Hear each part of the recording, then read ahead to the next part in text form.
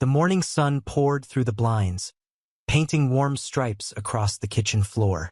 The smell of fresh coffee filled the air, and the soft hum of the dishwasher played in the background. Sarah flipped pancakes at the stove, humming along to the radio. It was just another normal Thursday.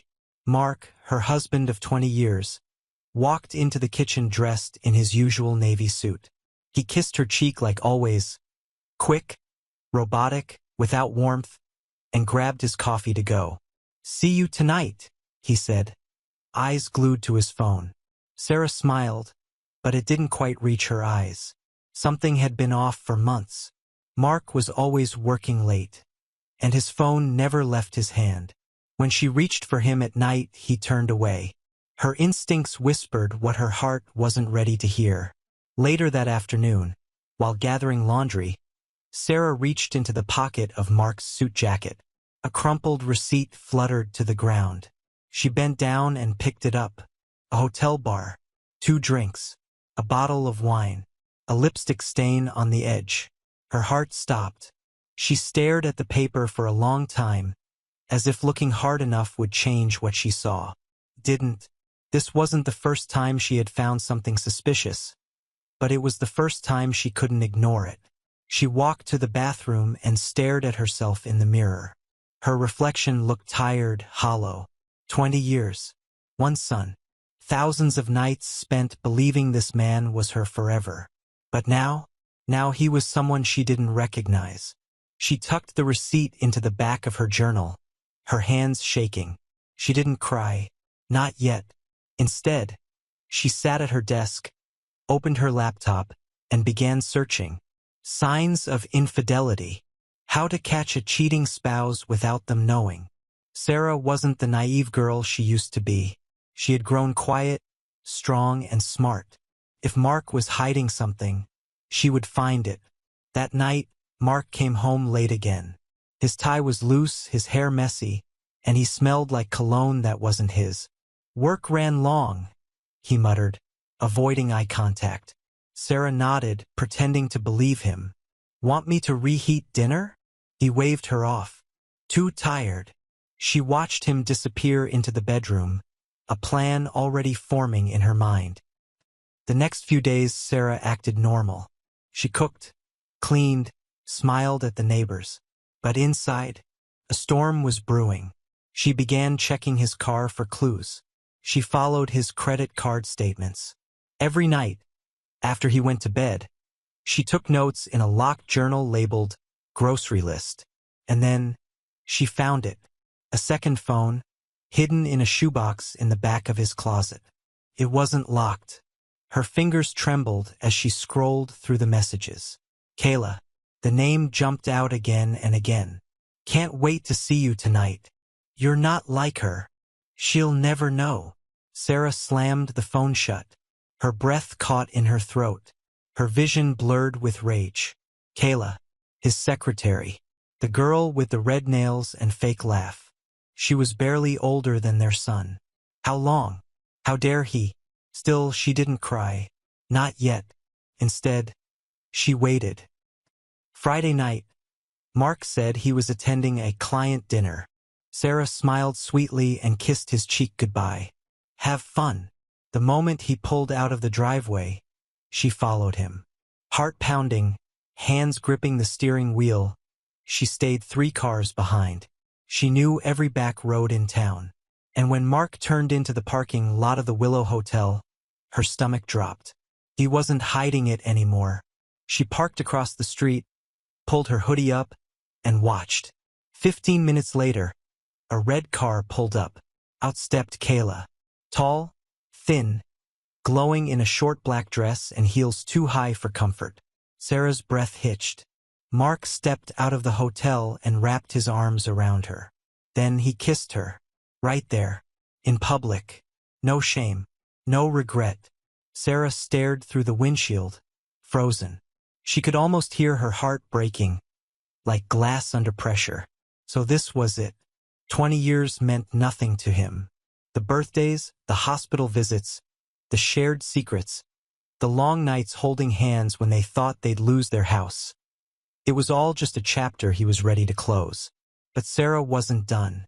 She took a photo with her phone. One. Then another. Calm, precise. She would need these later. Then she whispered to herself, "Game on." The next morning, Sarah's hands shook as she placed Mark's coffee on the kitchen counter. She didn't sleep at all. The image of him kissing Kayla kept replaying like a broken record in her mind. But she wouldn't scream. Not yet. She had a better plan. Mark strolled in, humming like nothing had happened, like the night before didn't exist. He kissed her cheek and grabbed the coffee. "How was your meeting?" Sarah asked casually. "Fine. Long," he mumbled. Sarah forced a smile. "With clients?" "Of course." She tilted her head. "Anyone I know?" Mark paused. His eyes flicked up, just for a second. "No." "Why?"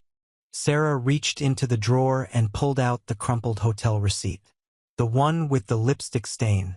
She held it up silently. The smile dropped from his face. "What is this?" she asked, keeping her voice even. Mark took the paper from her hand, glanced at it, then chuckled. "Oh, come on, Sarah. Really? You were at the Willow Hotel with Kayla?" Mark rolled his eyes and set the coffee down. "This is ridiculous." Sarah blinked. "I have photos." "Jesus, Sarah. Are you stalking me now?" Her chest tightened. "I followed you once. After 20 years, I deserved the truth." Mark shook his head like she was some pitiful little child. "You're being paranoid and emotional. Kayla and I were going over reports. You always blow things out of proportion." The words hit like a slap. Paranoid. Emotional. Overreacting. He made her the villain. She stared at him, searching for any sign of guilt. There was none. His face was blank, cold, even like she was the problem for asking questions. Something in her broke.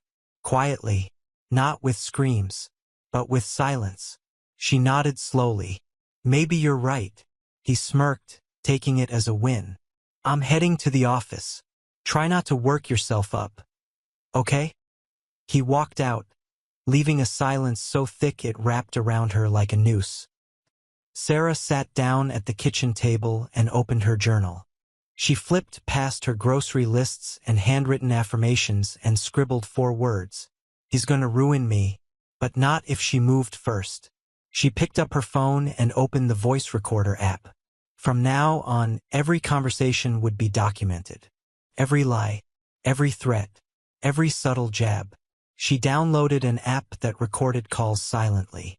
She even placed a tiny camera, hidden in an old book, on a shelf in their bedroom. She wasn't just going to catch him cheating.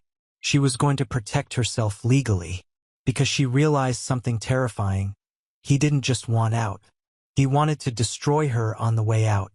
That afternoon, she drove to a bank 2 towns away and opened a new account under her maiden name. She deposited $3,000 from her emergency cash stash. Just enough to cover legal fees, a new phone, and whatever else she might need to escape. Next, she found a lawyer.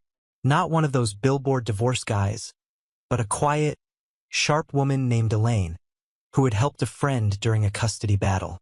Elaine didn't flinch when Sarah told her everything. About the cheating, the gaslighting, the secret phone. "He's trying to get ahead of you," Elaine said, fingers steepled under her chin. "Has he mentioned filing for divorce?" Sarah shook her head. "Not yet." Elaine leaned in. "Then you'd better move fast. Because if he files first and claims infidelity or emotional instability, you could walk away with nothing." Sarah's stomach turned. Nothing? No house, no savings, possibly no custody. It happens all the time. The spouse who plays calm usually wins. Sarah nodded slowly, her throat dry. "Then we beat him at his own game." Elaine smiled. "Exactly." Over the next week, Sarah played the perfect wife. She cooked Mark's favorite meals. She massaged his shoulders when he complained about stress at work. She even suggested they take a weekend trip, and Mark actually smiled for the first time in weeks. But behind the scenes, she printed financial statements. took photos of deeds, insurance papers, and retirement accounts. She even found a burner phone and started texting Mark as Amanda, pretending to be a new secretary flirting with him, and he fell for it, fast. By Friday, Sarah had enough evidence to build a fortress. But something told her it wasn't enough. Not yet. That night, while Mark showered, Sarah snuck into his office to grab more documents. She pulled open the bottom drawer of his locked cabinet. It took 3 tries to pick it with a bobby pin, and found a file labeled Separation Plan. Her heart pounded as she flipped it open.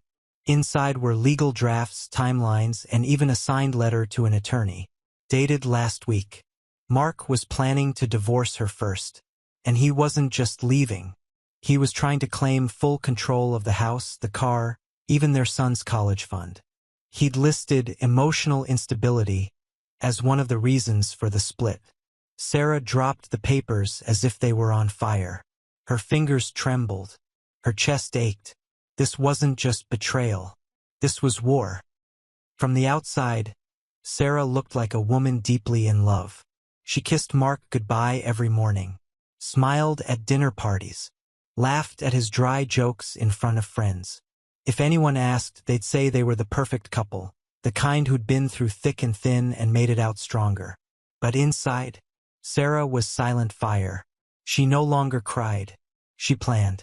Each day, once Mark left for work, she changed. The apron came off. Her laptop came out. Her files grew thicker. Her spine grew steel. She wasn't just playing along now. She was preparing to win. First, she finished copying every financial document she could find. 401k statements, bank ledgers, credit card records, even his secret offshore account that she found on a sticky note buried in an old planner. He thought she'd never look there. He was wrong. She saved it all to a flash drive and uploaded backups to a hidden cloud account under her grandmother's maiden name. Then she started tracking his movements. Every hotel, every dinner, every business trip. She even followed his car using a GPS tracker she bought online. Cheap, discreet, effective. And what she discovered, Mark wasn't just sneaking around. He was spending. Dinners, spa days, designer bags, all for Kayla. Sarah bit her lip every time a new charge popped up on the joint account. He's spending my future on his fling. But she didn't react. Not yet. One night, while scrolling through Instagram under a fake profile she created, Emily James, a 29-year-old life coach from Florida, Sarah saw Kayla pop up in her suggested friends list.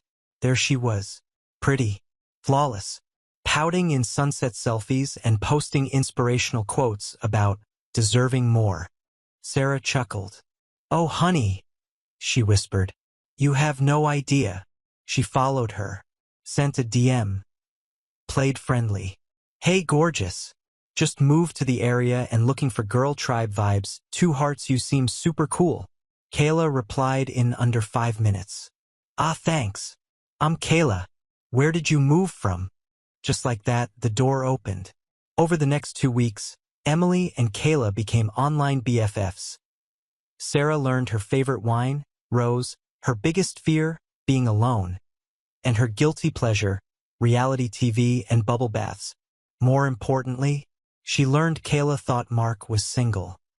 "He said he's been separated for months," Kayla typed one evening. "His wife is super toxic, controlling and emotional, always playing the victim. He says she's trying to trap him with their kid." Sarah stared at the screen, her jaw tight. He'd turned her into the villain. She's trying to trap him? Controlling? After everything I gave up for him. But again, she didn't explode. She kept smiling behind the screen. "That sounds so hard, broken heart, you must feel stuck," she replied as Emily. "And Kayla?" She spilled more and more. That weekend, Sarah threw a dinner party. She invited their neighbors, made lasagna from scratch, wore a red dress Mark always liked, laughed at his jokes, even refilled his wine. Mark soaked it up. "She's finally calming down," he whispered to a friend, not knowing Sarah heard it. Inside, she burned. But outside, she was pure grace. After dessert, she excused herself and slipped into Mark's home office. She wasn't done digging. That's when she saw it. A prescription bottle tucked behind the printer, prenatal vitamins. Not hers. She blinked, reached for the bottle, checked the name. Kayla Reynolds. Her chest tightened. She dropped the bottle like it burned. No, no, no. She raced back to her laptop and messaged Kayla. Still as, Emily. You okay today? You seemed tired last night. Kayla responded with a heart emoji. Then the message came in. Yeah. Just tired from the baby stuff. Didn't expect morning sickness this early LOL. Sarah froze. Baby stuff? Her stomach turned to stone. She wasn't just the other woman. She was pregnant. Sarah stared at the screen, her heart pounding in her ears. It wasn't just betrayal now. It was permanent. A baby meant Mark wasn't just cheating, he was planning a new life, a new family. One he thought would erase the 20 years he spent with Sarah like chalk on a sidewalk. But he forgot one thing. Sarah didn't lose. Not without a fight. And now, she had Kayla's trust, Mark's lies in writing, financial evidence, and a secret weapon, herself. Sarah had always been patient. It was her greatest strength and now her most dangerous weapon. After weeks of carefully feeding Kayla the perfect friendship fantasy as Emily James, it was time to go in for the kill. Not with fists, not with shouting, with coffee. She sent a DM. Girl, we should totally meet up in person, 2 hearts. I feel like we'd vibe hard. You free this weekend? Kayla replied in minutes. Yes, let's do it. There's a cute place downtown, Bluebird Cafe. Sunday morning. Sarah smirked. Perfect. Can't wait, sparkling heart, you'll know me. I'll be the one in pink. Sunday arrived with sunlight and a quiet vengeance. Sarah chose a soft pink sweater, oversized sunglasses, and pulled her hair back into a low bun. Enough to soften her look, but not make her unrecognizable if Kayla had ever glimpsed a wedding photo. She arrived early and picked a corner booth. One that let her see the door but kept her in the shadows. Her heart pounded. Her hands were ice. 10 minutes later, Kayla walked in. Tight jeans, glossy curls, a little bump now visible under her loose cardigan. She looked like she belonged on a lifestyle blog. Pretty and soft, like butter wouldn't melt in her mouth. But Sarah saw it now. The girl wasn't a villain. She was just another pawn in Mark's game. Emily? Kayla chirped, sliding into the booth with a bright smile. Sarah smiled warmly. Hi. You're even prettier in person. Kayla blushed. Stop. You're gorgeous. They ordered lattes and avocado toast.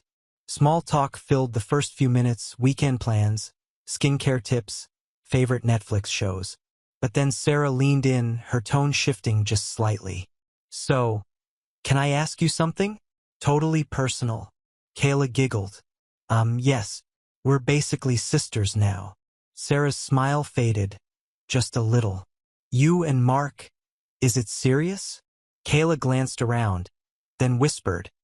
He said he's leaving his wife next month. Sarah blinked. Next month? Kayla nodded, eyes glowing. He's just waiting for the house stuff to clear and some legal stuff with the business. Then we'll go public. Sarah clenched her teeth behind her lips. House stuff? Legal stuff? He was setting her up. Quietly. Strategically, and Kayla didn't even know it. Are you worried? Sarah asked. Like, that he might not leave her? Kayla's smile faltered. I mean, yeah, sometimes. He says she's manipulative, controlling, that she fakes crying in front of their son. But he promised me. I even met his lawyer last week. Things are moving. Sarah's stomach dropped. His lawyer? So the papers were already in play, just waiting for the right moment to crush her. Still, Sarah played her part. She reached out and gently touched Kayla's hand. You're so brave. I hope he treats you better than he treated her. Kayla nodded. He will. I'm not her. I'm calm, supportive, I get him. Sarah smiled. I'm sure you do. The moment Kayla left the cafe, Sarah's entire body sagged. She barely made it back to her car before the weight of everything hit her chest like a cinder block. Mark had built a second life behind her back, and sold her as the villain in his version of the story. And now he was weeks away from replacing her entirely. Her marriage, her money, her name. He wanted to erase her like she was just a smudge on his resume. But he forgot something. She was the one with all the proof. And now, she had Kayla's words, recorded on her phone, which had been sitting in her purse, quietly recording the entire conversation. Back home, she uploaded the file to the cloud, along with everything else. The hotel receipts, the fake texts, the offshore account screenshots, even the video of Mark yelling at her when he thought no one was watching. Elaine, her lawyer, was going to love this. She poured herself a glass of wine and sat on the couch, breathing deeply for the first time in weeks. She was winning. She could feel it. Then her phone buzzed. A text from the bank. Alert! $74,800 withdrawal from joint account ending in minus $9,845. If you did not authorize this, contact us immediately. Her wine slipped from her hand and shattered on the floor. She grabbed the phone and read the message again. $74,800. Gone. Just like that. N.O. She whispered, her heart racing. She pulled up the banking app. Empty. Completely. Mark had moved first. Sarah didn't sleep that night. She sat in the dark, the cold glow of her laptop reflecting off her wine-stained pajama top. The bank account balance stared back at her like an open wound. $0. Mark had struck first, but he'd underestimated the woman he betrayed. Big mistake. By sunrise, Sarah was showered, dressed, and walking into the office of Elaine Blackwell. Divorce attorney, pitbull in heels, and Sarah's new best friend. Elaine didn't blink when Sarah laid it all out. The cheating, the financial theft, the offshore accounts, the secret baby. She just nodded and said, "Let's trap him." The first move, freeze every shared asset. That same afternoon, Sarah filed an emergency motion and had a judge sign an order freezing all joint accounts, property, and businesses. Within hours, Mark's access to their investment portfolio, business credit lines, and even the Tesla lease was locked. Next, the restraining order. Elaine filed it strategically, not just for harassment, but for financial coercion and digital stalking.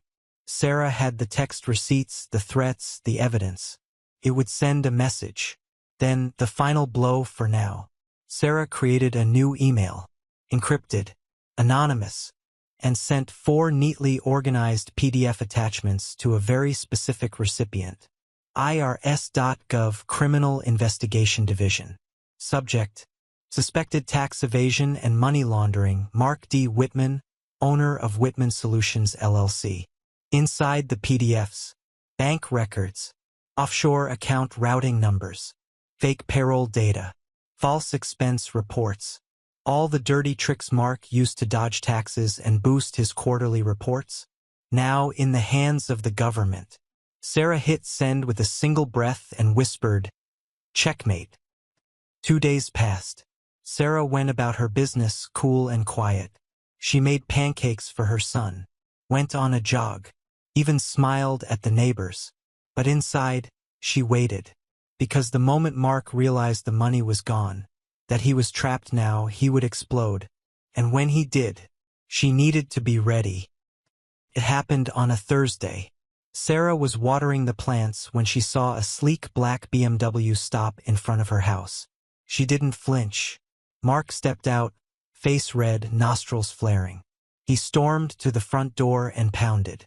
She didn't open it, just picked up her phone and hit record. "Open the door, Sarah. What the hell did you do?" he shouted. She calmly tapped on the window. "You're violating the restraining order," she said through the glass. His eyes widened. "You can't freeze my accounts. That money's mine." She smiled. "Ours. And you should have paid your taxes." He froze, just for a second. Then he stormed off, slamming the car door hard enough to set off his own alarm.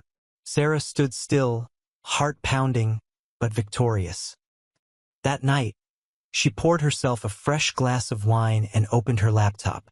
She logged into Kayla's Instagram, still friends with Emily James. A new post, just a photo of her hand on her belly, captioned, "He promised forever. I believed him. Now I'm just scared." Broken heart, Sarah stared at it. A part of her wanted to feel smug, but another part just felt sad. Kayla was just a girl who believed the wrong man, just like Sarah had once. The next evening, as Sarah was folding laundry and humming to a true crime podcast, the doorbell rang.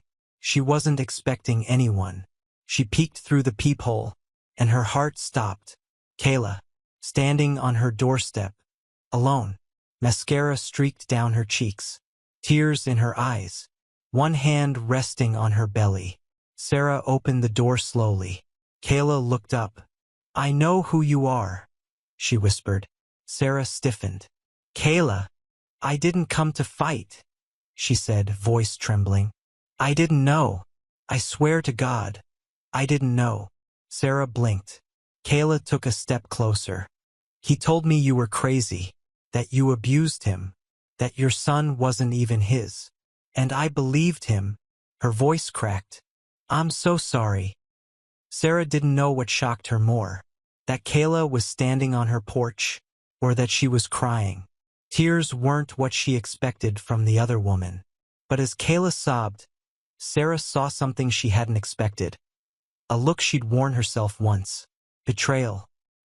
They sat at Sarah's kitchen table, 2 mugs of untouched tea between them. Kayla stared at her hands. "He told me you were cheating, that you'd emptied the accounts and tried to turn your son against him. He said he was trapped." Sarah's jaw tightened. "And you believed him?" Kayla nodded slowly. "At first. But then, things stopped adding up. He started hiding his phone, coming home later, acting like I was the problem. I caught him texting someone named Samantha at midnight last week. When I asked who it was," her voice cracked, "he said I was imagining it, that I was hormonal." Sarah raised an eyebrow. "Let me guess. You were being paranoid and emotional?" Kayla let out a bitter laugh. "Exactly." For a long moment they just sat there. 2 women, once enemies, now bonded by a single truth. Mark had played them both. "What if I told you," Sarah said slowly, "there's a way we could destroy him together?" Kayla blinked. "What do you mean?" Sarah leaned in, her voice low and deliberate. "Next week is the 10-year anniversary party for Whitman Solutions. Mark's biggest clients, his board members, investors, they'll all be there.